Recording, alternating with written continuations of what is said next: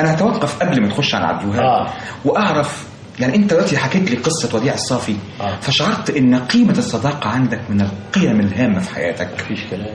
من فضلك توقف عند هذه القيمه. انت الى اي مدى الصداقه بالنسبه لك شيء عظيم؟ في ناحيه الصداقه دي يا استاذ مفيد بحس ان انا اسير لها او عبد لها.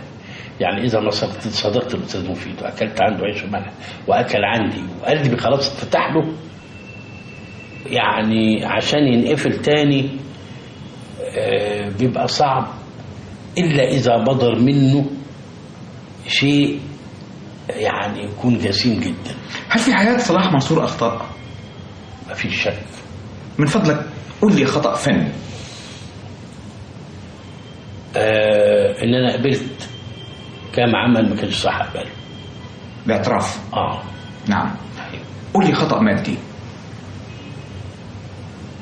علاقتك بالمال ايه يا استاذ صلاح؟ مبذر وسفيه جدا. اعتراف. وما زلت؟ الحمد لله ربنا ألهمني الصواب منذ 4 سنوات فقط.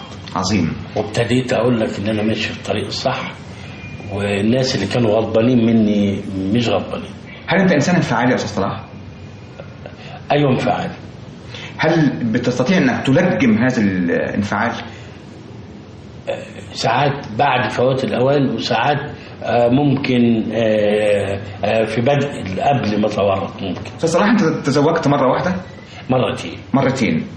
مرة وانا سني 25 سنة. مرة وانا سني 36 سنة. طب المرة الأولى هل فشل الزواج؟